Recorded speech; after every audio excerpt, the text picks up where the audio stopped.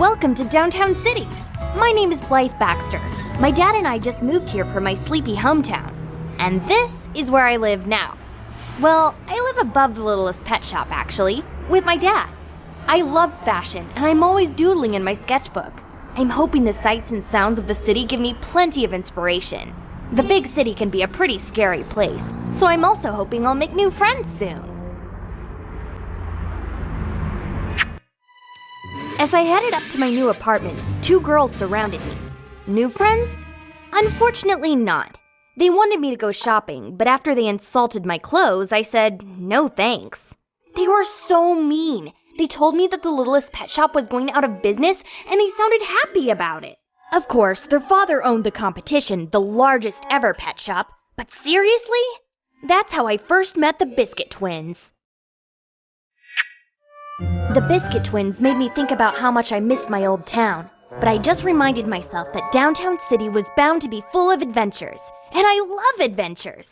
While I was unpacking, I discovered a secret passageway in my wall. It was a dumbwaiter.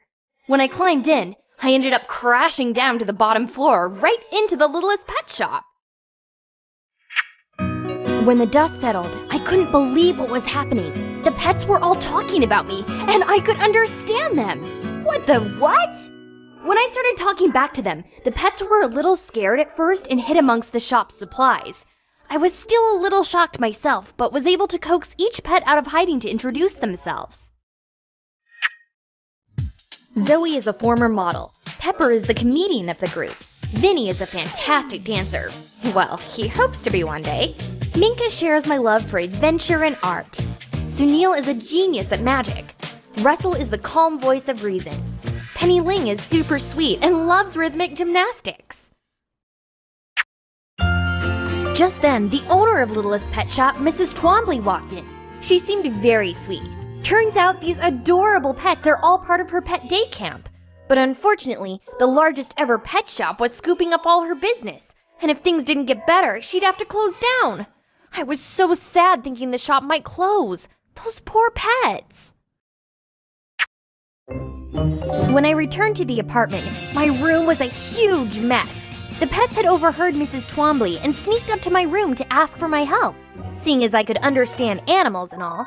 Again, what the what? I knew we would come up with a great idea soon, but first we needed to clean up my messy room.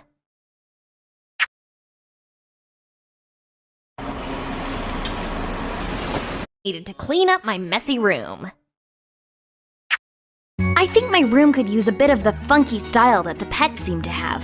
Will you help me decorate it?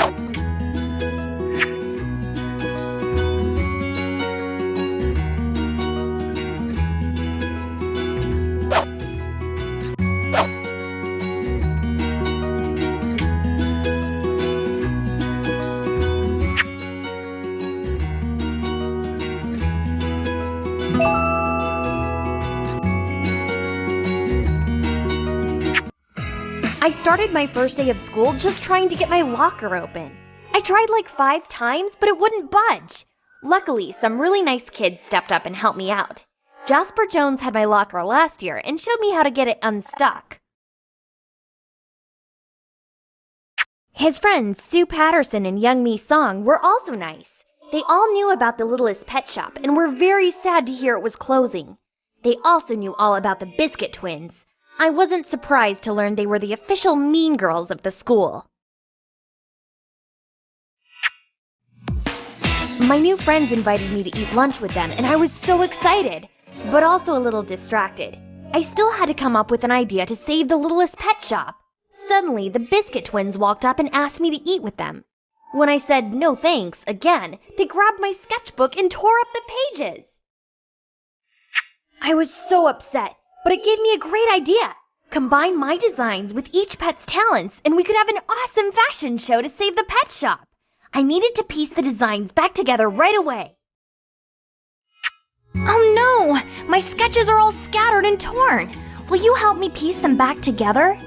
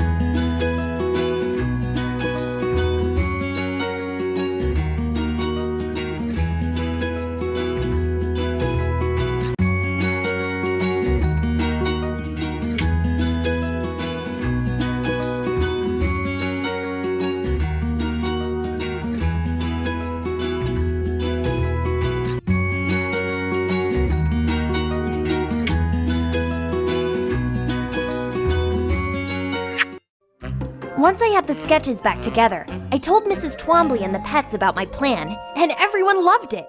When the pets cheered, all Mrs. Twombly heard was animal chatter, but I knew better. The show would stir up excitement about my pet fashions and the only place to buy them, Littlest Pet Shop. The event had to happen tomorrow if we were going to save the Littlest Pet Shop, so I worked all night with the pets, sketching ideas, gathering fabric, and sewing their outfits. The pets were so helpful.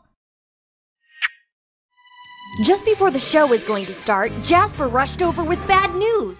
The Biscuit twins had sabotaged our fashion show flyers by making it look like we were giving away free money to people who came to the show. That's money we sure didn't have, and people could get really angry. But we knew the show must go on. If our guests loved the outfits, maybe they would forget about the money? Sure, that's the spirit. But first, I had to get the pets ready for the runway. We've got a lot of clothes to choose from. I'll need your help to make sure each pet looks their best.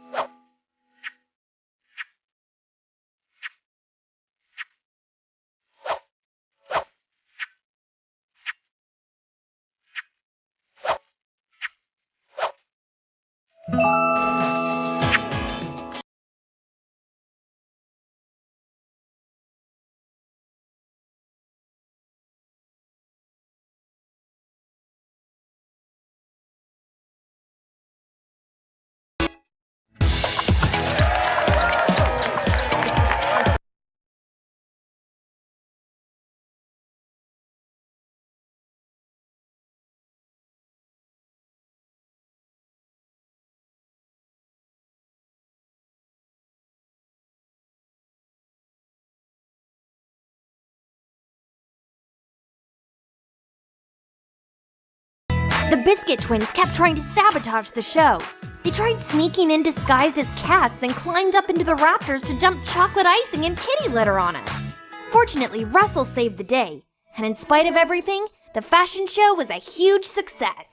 There was a large crowd, the pets showed off their talents, and my fashions, and everyone had a great time. What a finale! The next day, the Littlest Pet Shop was packed full of customers. Pet owners were buying my Blythe-style fashions for their pets, and Mrs. Twombly was having trouble keeping up with all the orders at the register. I told her I would be happy to help, and that's when she hired me to work at the Littlest pet shop, the best job a girl could ask for. I was so proud to save the pet shop, and so happy that I would get to spend more time with my new pet friends. The end.